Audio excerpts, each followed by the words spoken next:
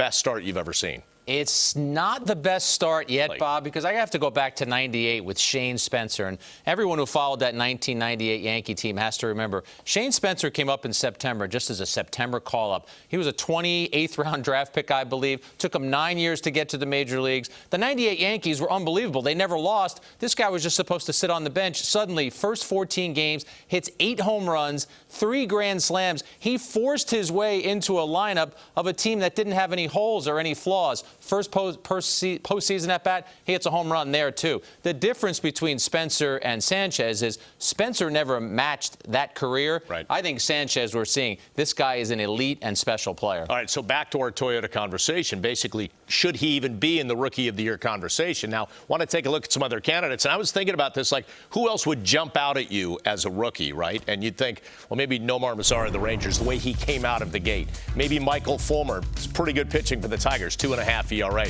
What do you think, though, amongst these guys? Does anybody else stand out? I look at Fulmer right now as the leader of the pack, Bob, because what he's done as a starting pitcher in the American League, pitching to a 2.5 ERA, he's got those 10 wins. He's the leader of the pack for me right now.